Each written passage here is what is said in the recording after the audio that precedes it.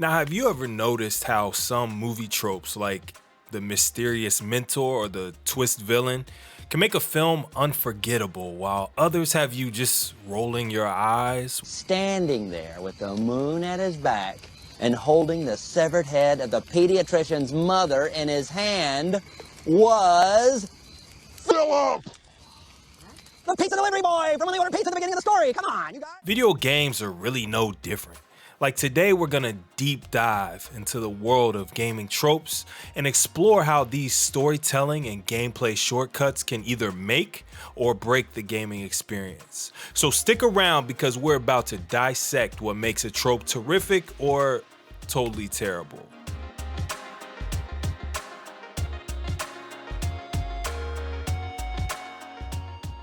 Now, first on the list, we have invisible walls. They're those unseen barriers between you from venturing where your gamer spirit desires.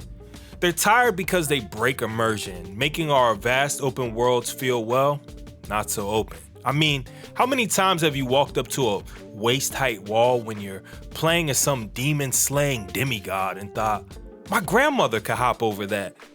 Now, to improve it, I think really what you need here is natural barriers. Think cliffs, dense forests, or even treacherous waters. A couple examples of poorly executed invisible walls include in Skyrim. When you randomly hit that, you can't go any further prompt, like, wait, what, why? Or Kingdom Hearts 2, which also had plenty of these painful moments, as I recounted in my Kingdom Hearts 2 nostalgia video. Make sure you check those out. Fallout 3 is another great example. There's this sprawling wasteland, but oh, this arbitrary line, can't cross that. Examples of well-executed invisible barriers include The Witcher 3, which transforms boundaries into treacherous cliffs and dense forests, or even Breath of the Wild, which links stamina or weather conditions that make certain areas more challenging rather than outright unreachable. Basically, any time you can have the game use natural borders or story-based moments, that's gonna make sense. Next up, we have the infamous Escort Missions. It's tired because it's like being handed responsibility when all you want was some adventure. I think the key thing here is to just make NPCs smarter, or at least let them aid you in their own rescue. Examples of poorly executed versions of this trope include the infamous babysitting of Ashley in Resident Evil 4. I really don't need to say much more than that. Or the NPCs in Dead Rising, they had, interesting pathfinding choices to say the least. Now, there are good examples of this trope, which include Ellie from The Last of Us. She not only stays out of trouble, but hell, she even can help you out. Or Elizabeth in BioShock Infinite. She's self-sufficient, even tosses you supplies during combat. Next on this list of treacherous gaming tropes is the unskippable cutscene. These suck because you're forced to sit through often long, arduous story segments. They're especially problematic when you've already beaten the game, you've already watched this, and you just want to get along to the next moment. This can just feel like a drag. The important change here is to give players a choice. A simple skip option can work wonders, or at least build in aspects of the game that allow you to feel more into that moment. Poorly executed versions of this include Metal Gear Solid 4, and I swear if anybody has played this game, they know. Like, the story's great, but these cutscenes, these are longer than some movies. Kingdom Hearts is also a great example of a series that can sometimes make you feel more like you're watching a movie than you're playing a game.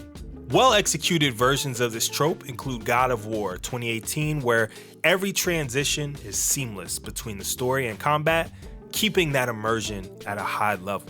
Uncharted 4 is also great at this, balancing engaging cutscenes with action, and they allow skippable options for every replay. Next up is a massive trope that I wish would just go away completely, and that is microtransactions in full-price games. Do we even need to talk about why this is a problem? They nudge you to spend real money, and sometimes it's not even a nudging, it's a pushing over the ledge. into a game you've probably already spent $60 or $70 for. It's tired because, I mean, what is there else to say? It's a cash grab, especially if it affects gameplay and gates you from the best parts of a game that you already paid full price for. Improvements are simple. Make them just cosmetic items or something that can make things a little bit quicker or better on subsequent plays. No pay to win. Bad examples of these are Star Wars Battlefront 2 and the NBA 2K series, which is notorious for it. NBA 2K24 is getting just absolutely eviscerated, and I'm glad to see it because these annual sports games are the biggest perpetrators of this shit. Now, next up, we have QTEs. Now, you would think going back to one of the prior tropes that a QTE might be a good way to get around long and arduous cutscenes, but in my opinion, it just makes it worse. Like, you hit the button on screen and that's it. It can really feel cheap and takes away from the actual gameplay, especially when you find games that take the QTE instead of making a compelling boss fight or a compelling battle within the game. Now, to make these better, I think they work when you use them sparingly and you're putting them into a game that doesn't overdo them, and I believe it can make cutscenes feel more impactful. The middle of the Resident Evil series is notorious for QTEs. Resident Evil 4 through 6 utilize them a lot, and they are tired. Another great example is Dante's Inferno, which often felt like a barrage of unexpected button prompts. Now, on the other side of things, you have the supermassive games, and one of the best examples is Until Dawn, which uses QTEs to really build the tension, shape the narrative, and allow you to make meaningful decisions. And sometimes it's fun just, fucking up a prompt to see what happens. And the God of War series incorporated them in delivering these epic finishing moves that made every smashing of the circle button feel rewarding.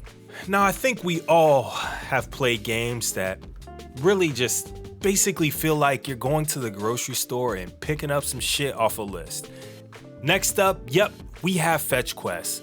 Go there, get that, come back, repeat. It's lazy, it's unnecessary padding, and it's really one of my biggest beefs with open world games. I think to improve these, you can make them story driven or add twists that keep them engaging, whether that be a little bit more narrative background or mixing them up within the gameplay elements. Early World of Warcraft had you just collecting bear pelts over and over and over and over again. Assassin's Creed sometimes felt like Messenger Simulator. But then you have games on the other side of the spectrum like Red Dead Redemption 2 that ties fetch quests into deep narrative and character development, which really I feel like is the deciding factor between if you feel like fetch quests are worth it.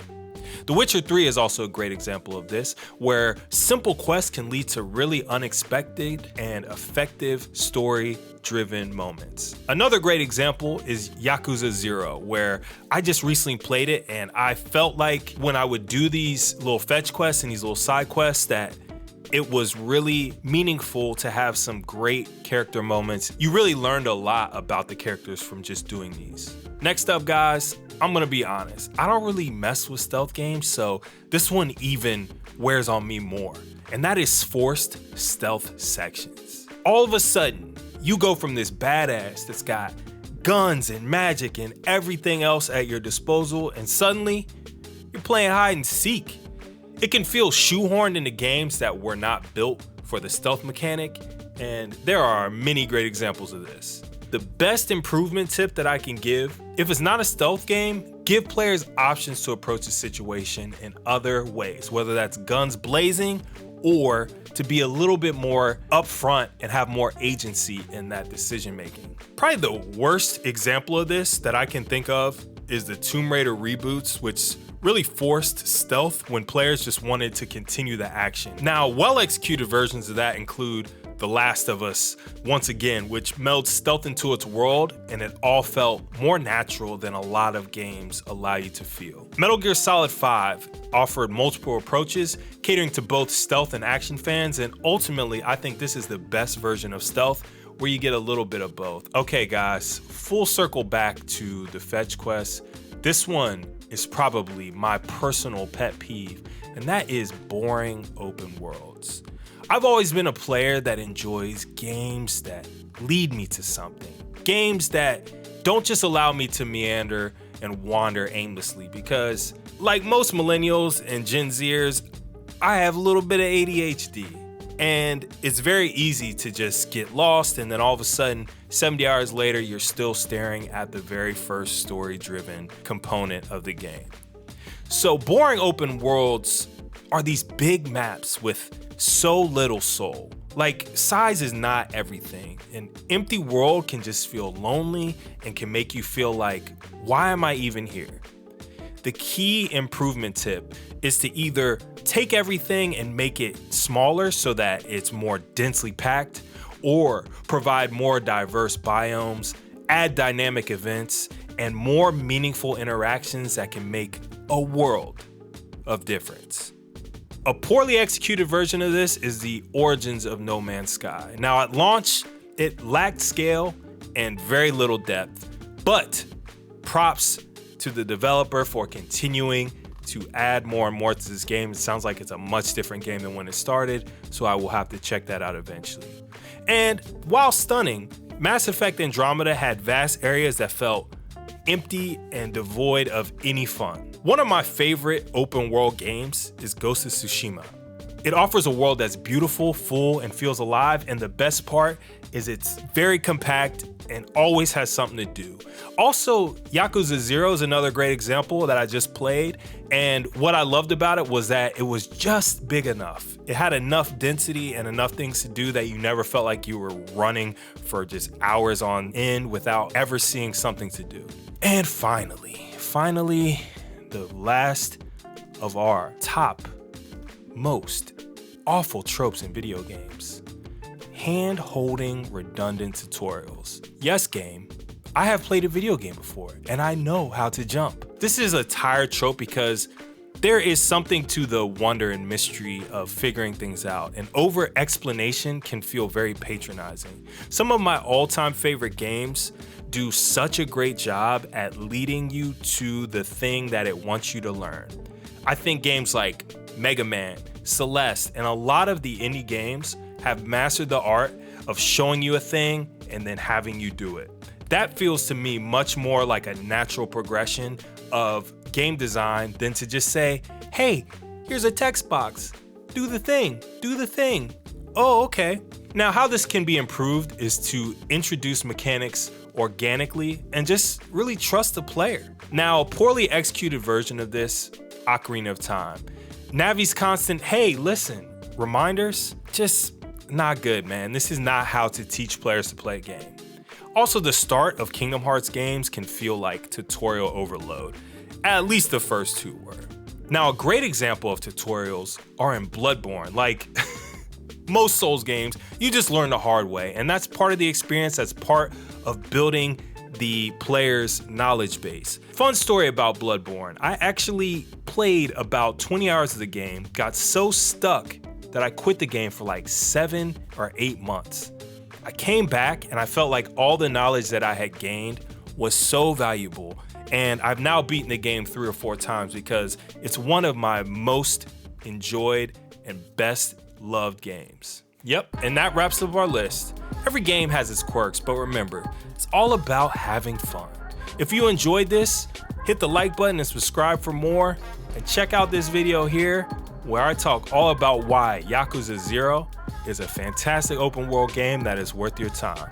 Thank you so much, happy gaming, and I appreciate y'all. Peace.